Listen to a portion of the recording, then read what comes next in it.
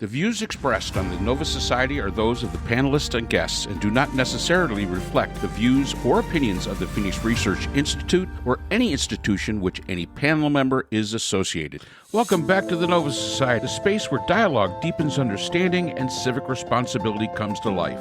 I'm Dr. Mark Bound, joined by our regular panel, Dr. Scott Gershwer and Dr. Brooklyn Ann Weldon. Together, we'll unpack the stories that matter most, exploring the headlines, the history, and the big ideas shaping today's conversations.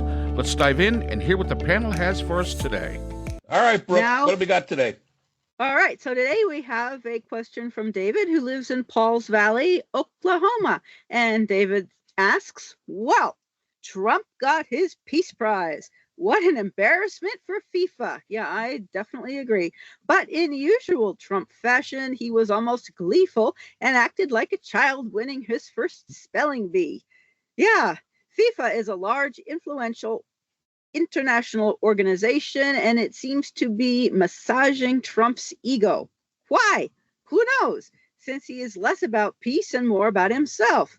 I also see that the Cambodian peace deal he, quote, worked out, unquote, seems to be failing. He claims to have orchestrated a peace deal between Rwanda and Congo, but the fighting there continues. So I don't see what the GOP is talking about when they tout his diplomatic accomplishments. But now we have the Trump Institute for Peace.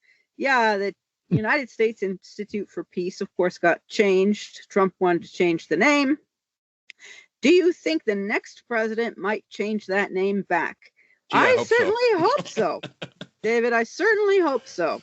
I do not like the Trump Institute of Peace or the Trump anything unless it's Trump toilets. Okay, Mark Scott, what do you have? Well, I think that this just shows, of course, this is the first Peace Prize that FIFA has ever given out. And it shows how corrupt FIFA is. And FIFA, you're right, David, it is an influential international organization, absolutely. Big in all those countries that play soccer, which is everybody pretty much but us. And the fact is that they're corrupt. They've always been corrupt. They've found a kindred spirit in Donald Trump. Somebody as corrupt as they are. And they're basically, I don't know if it's, they're kissing his butt or what they're doing and why they did this. But there's got to be some incentive for FIFA to do it. I don't know what this incentive is. We may never know what the incentive is, but guaranteed, FIFA didn't do this. They didn't do it out of the goodness of their heart or because they believed in it in any way. They did it because there's some advantage to them. Maybe the upcoming World Cup. There's an advantage somewhere for them there. I don't know. But it just goes to show the corruption that is FIFA. So my thing is, and Scott asked a question in a recent podcast about, coming to the United States to watch some of the games that are going to be here. And we, of course, said, don't do that. I want to know what people across that really follow FIFA and know that they're corrupt. And I don't care what country, they all know FIFA is pretty much a corrupt thing. I want to know how you feel about FIFA as an organization now. Is this enough to kind of, be over the top even for you? I mean, because there's been a lot of people that FIFA could have recognized with some sort of peace prize. Pele. I mean, there's just so many. The list is massive, and they never did. But we're going to recognize Orange Jesus and watch him gleefully snatch the award, put it on around his own neck, and basically, so happy with himself. And I'm glad he got his Peace Prize. Now maybe he'll shut the hell up about it. Yeah, I don't know anything about FIFA other than, it seems like a fairly poorly run organization as far as ethics are concerned. I will say this. In the Congo, Rwanda is fighting again. 200,000 people fleeing as M23 advances, dozens of people dying. All right, so can we scratch that one off the list of conflicts that he has resolved? Please. Can somebody go, what is that? Eight, it was 8, now it's 7. Let's take a look at Thailand and Cambodia.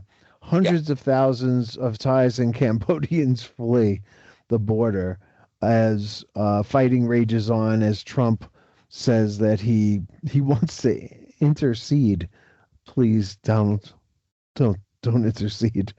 Don't send U.S. troops to Cambodia.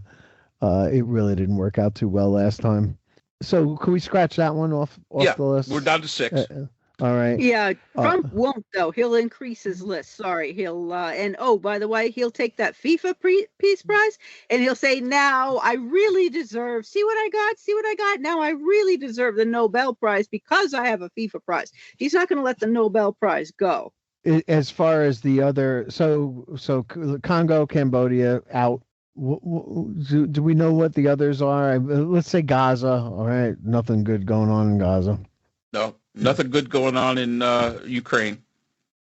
Right, nothing going on in Ukraine. We're actually starting a war out of nowhere in Venezuela. Yeah. Let's say Armenia. Let's say yeah. There you go. Is the peace holding in Armenia? I don't know. I don't know either. Has there ever been peace in Armenia? Once again, I don't know. I have no clue. I mean, this is all got a very emperor's got no clothes on type of thing, and everybody's kind of running around going, "Wow, you are really sharp looking in those duds, sir." And it just doesn't make any sense at all. Like we're living in a time where make believe is everything. You know, the whole Trump thing seems to be all about just pretending. You know, you put on the right uniform. You put the right hat on. You right. We got the reports of the FBI director Kash Patel refusing to leave the airplane until he could get an FBI like combat vest on, even though he was just going to a press conference. But he wanted to look like he was, dealing with a hostage siege or something like that. Like there's just this air, the whole, obviously the Kristen Noem having an outfit for every occasion, that there's this like make believe is real. And that's all they want to do is just make believe. And that makes it real.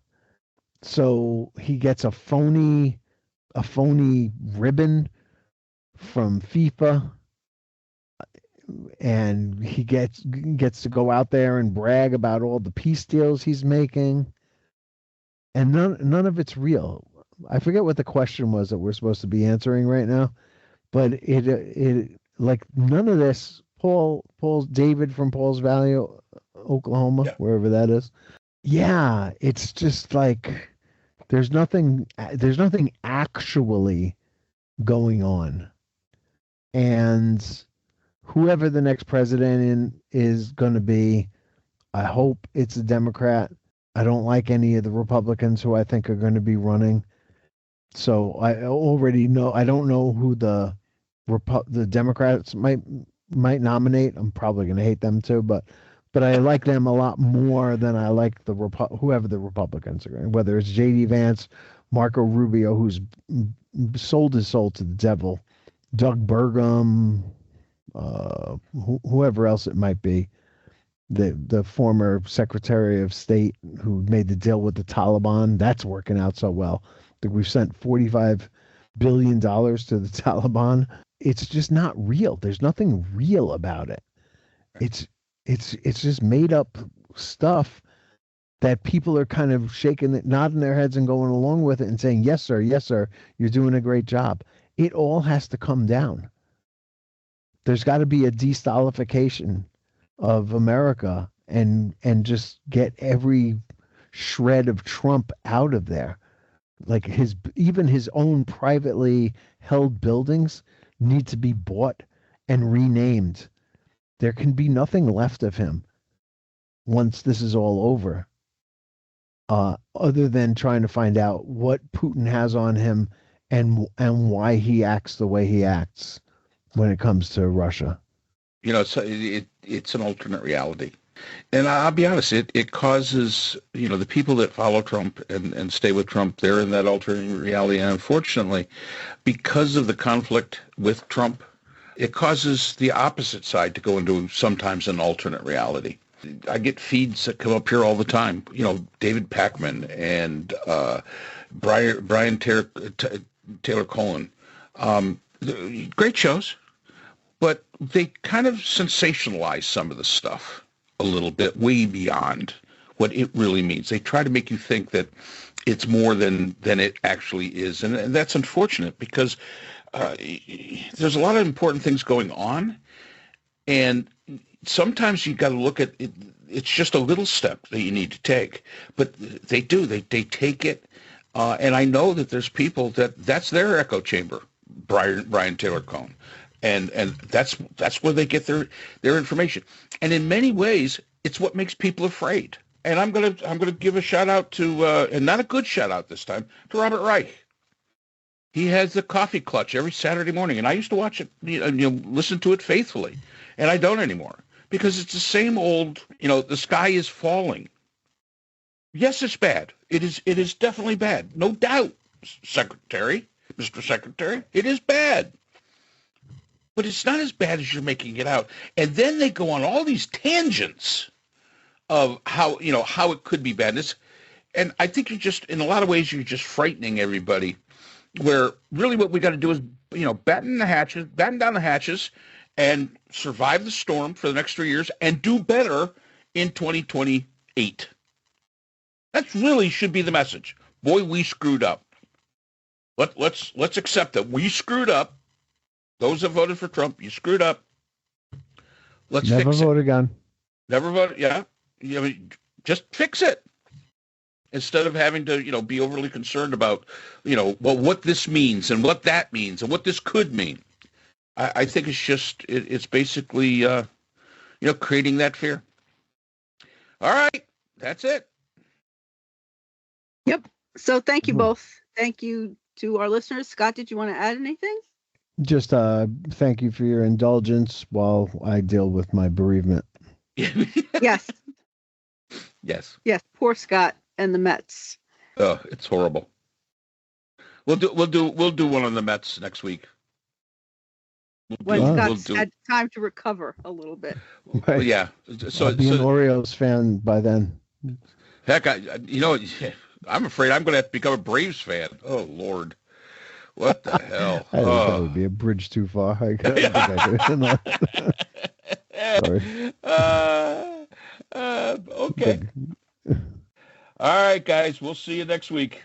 And that's all the time we have for today's episode. The Nova Society is a production of Nova Society Media, a division of the Phoenix Research Institute. We want to thank our production partners, Buzzsprout, who hosts the Nova Society, Audacity, our editing team, Apple Podcasts, the largest source of podcast and music online, Spotify, the most popular platform for the Nova Society, and iHeartRadio, your destination for all things music and podcasting. The Nova Society is available on all of these and other quality platforms listed in our description. And most importantly, we want to thank you, our listeners. Without your support, the Nova Society could not be possible. If you haven't already, please consider subscribing on the platform of your choice. It's easy, it's free, and helps our channel grow. For questions or comments, you can reach us at nova.society.podcast@gmail.com. So on behalf of Dr. Brooklyn Ann Weldon, Dr. Scott Gershworth, and all of our production partners here at the Nova Society, I'm Dr. Mark Bound. Remember, the true power of society is knowledge. Thank you for listening, and we hope to see you again next time. Hi, everyone. This is JJ, the co-founder of Good Pods. If you haven't heard of it yet, Good Pods is like Goodreads or Instagram, but for podcasts. It's new, it's social, it's different, and it's growing really fast. There are more than 2 million podcasts, and we know that it is impossible to figure out what to listen to. On Good Pods, you follow your friends and podcasters to see what they like. That is the #1 way to discover new shows and episodes. You can find Good Pods on the web or download the app. Happy listening!